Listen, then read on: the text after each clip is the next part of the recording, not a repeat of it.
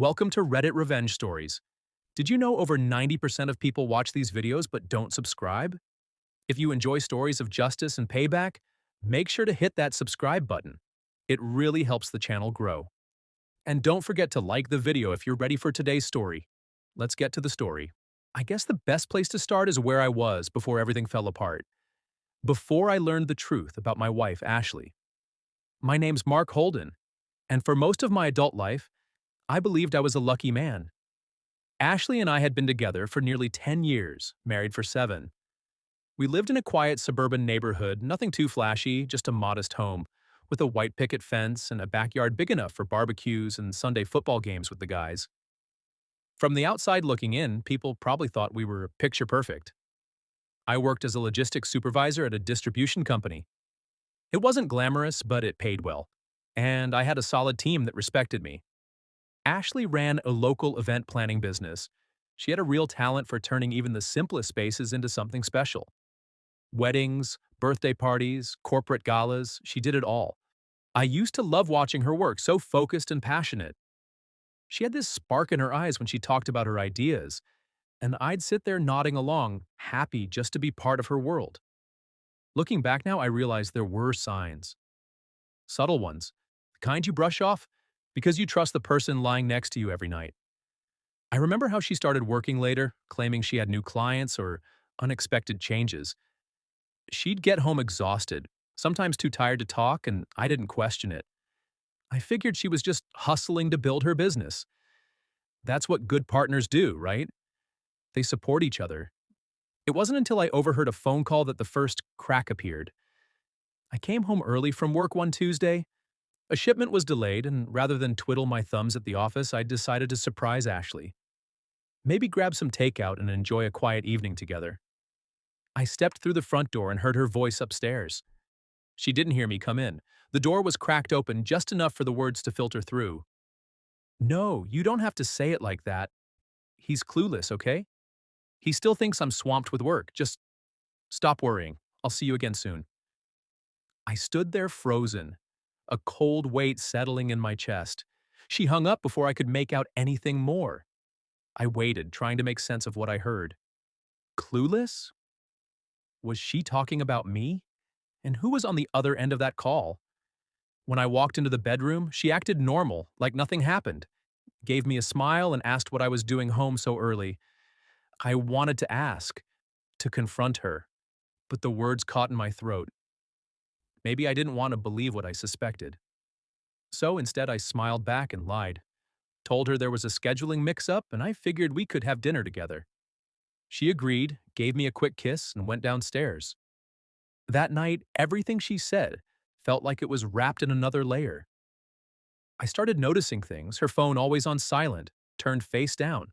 Random text messages that made her smile followed by her quickly locking the screen. I'd ask who it was, and she'd say it was Samantha or a client, brushing it off like it was nothing. But I knew her, or at least I thought I did.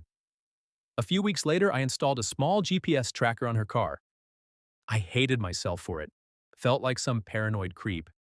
But the doubt was eating at me. I needed proof, not just suspicion or overheard snippets. Real, undeniable proof. What I found broke something in me. Her Thursday evening client meetings were actually visits to a house across town. Not an office, not a venue, just a regular 2-story home in a quiet neighborhood. I watched from a distance one evening. She pulled into the driveway, got out, and was greeted by a man I didn't recognize. Tall, maybe mid-30s, dressed in a casual shirt and jeans. They hugged, not a friendly hug, something closer. And then they went inside. I sat in my truck for hours, barely moving, heart pounding. When she finally came home later that night, she was full of stories about a Bridezilla client and how exhausting the meeting was. I nodded, I smiled. I told her to take a hot bath and relax, and I made a decision. I wasn't going to confront her right away. No yelling, no begging for the truth. I was going to be smart, patient, let her think I was still that clueless husband she mocked over the phone. But I would take back control, piece by piece. She wanted to betray me? Fine.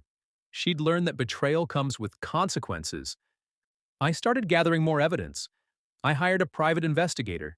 It wasn't cheap, but I considered it an investment. Within a week, I had photos, time-stamped logs, and everything. Turns out the guy's name was Daniel Trent. Divorced, no kids, used to be a client of Ashley's. They'd planned a corporate event together last year. From what the PI could gather, the affair had been going on for at least 3 months, maybe longer. Still, I said nothing. At work, I kept it together. At home, I played the part. I made dinner, asked about her day, kissed her. Good night. I even brought her flowers once, just to keep the mask from slipping. And all the while I was preparing, I opened a separate bank account, quietly rerouted my paycheck. I scanned and copied every financial document we had: mortgage papers, joint accounts, insurance policies.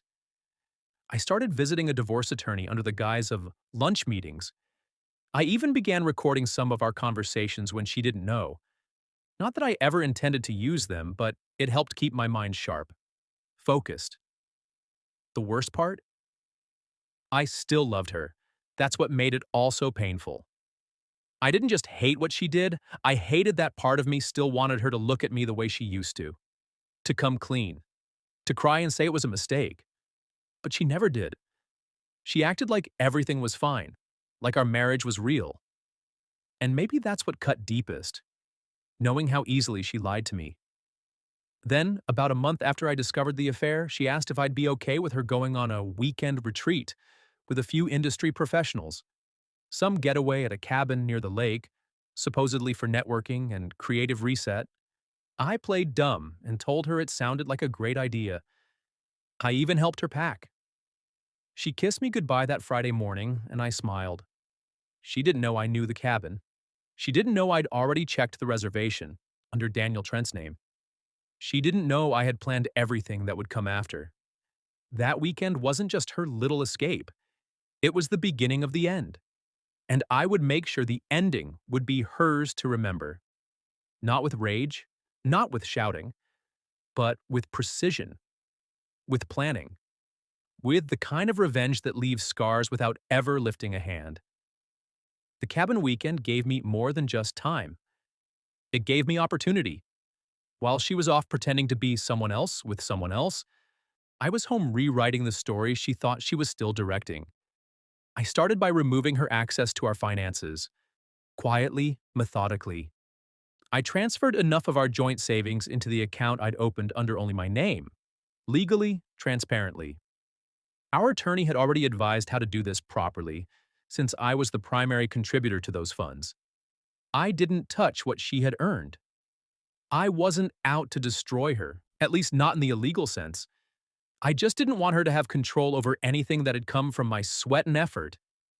While she was sipping wine with Daniel in some cozy lakeside hideaway, I changed all the passwords: banking, insurance, utilities, even the streaming services. I had all the documents I needed backed up 3 times over, one at my office, one with my lawyer, and one stashed at my brother's place an hour away. Nothing about what I was doing was impulsive. This wasn't anger, it was clarity. I had spent weeks preparing for this moment. She just didn't know the curtains were already closing on her performance. Sunday evening, she returned as expected. She came through the door like nothing had happened, gave me a tired smile, and said the weekend was productive but exhausting. She smelled like someone else's cologne, faint but present. I knew that scent well now. It had been on her scarf one night weeks earlier when she forgot it in the living room. I kissed her on the forehead and told her to take a shower and rest. She didn't see the way I looked at her anymore. Not like a husband, not like a man hurt, just like someone documenting the end of a lie. Over the next few weeks, I kept playing the game. I didn't want suspicion to cloud her judgment. She started slipping more, growing bolder. Late nights, longer meetings, even weekends away. She thought I was still the oblivious husband who left dinner in the microwave and believed everything she said. But behind the scenes, I'd started laying the final bricks.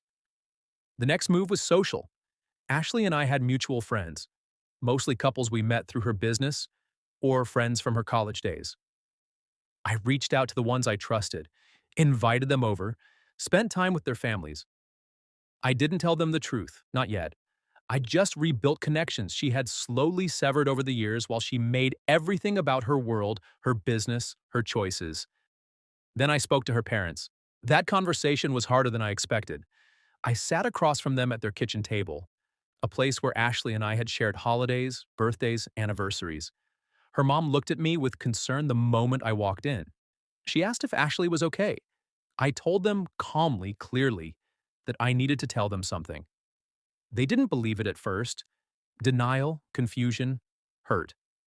But when I handed them the file, the photos, the hotel logs, the texts I'd pulled from our synced email account, their expressions collapsed. Her father didn't say a word. Her mother cried. I didn't take joy in it. I just didn't want them to hear it through a grapevine later and wonder why I kept them in the dark. They asked me what I was going to do. I told them, wait, and let her reveal herself. The day I filed for divorce, Ashley had no idea. I did it through the lawyer I'd been meeting with for 2 months. Everything was prepared. The documentation, the claims, the division of property. Because of her infidelity and because we had no children, the lawyer said things would go my way if we kept everything legal and professional. I didn't want to destroy her. I just wanted to be free of her lies and let the truth do the damage it was meant to do. But I wasn't done yet. I had saved one final card for her business. You see, her event planning firm was running well, but what she didn't know was that I had been backing it financially for years, quietly. Most of her early clients came from my network, vendors I knew through the company I worked for, contacts I'd nurtured for over a decade. I didn't hold that over her. I just let her think it was all her talent. And yes, she was talented, but she was also reckless. A week before she was served the divorce papers, I pulled my support from her company. I reached out to the vendors I'd introduced her to and told them, truthfully, that I would no longer be associated with her business. Most of them backed out, some because of loyalty, some because of reputation concerns. She didn't notice at first, but she would soon. Then came the day, a Thursday morning. She was eating breakfast in the kitchen, scrolling through her phone like she always did. That calm, hollow expression on her face like nothing mattered outside her little bubble. That's when the doorbell rang. She looked up. I didn't say anything. I kept sipping my coffee as she walked to the door. When she opened it, a process server stood there with a large envelope and a rehearsed line. Ashley Holden? You've been served. Her face twisted in confusion, then fear. She turned to look at me, mouth open. What is this? I stood, took a final sip, and said, You might want to sit down. She did, slowly, like someone bracing for a storm. I didn't scream, I didn't throw the papers at her. I just laid out everything I had, quietly, precisely. The photos, the messages, the logbook, the financial withdrawals, the evidence. She flipped through it page by page, her hands trembling. This isn't what it looks like, she stammered. But it was, and she knew it. She cried, she begged. She said things like, it was a mistake, and I didn't mean to hurt you. She even blamed me for being too distant or too trusting.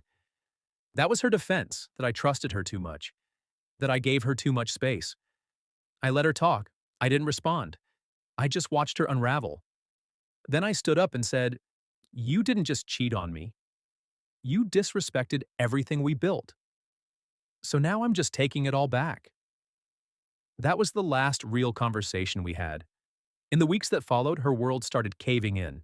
Vendors pulled out, clients canceled. Word got around, slowly at first, then all at once. She tried to recover, tried to rebuild. But I had quietly taken the foundation out from under her.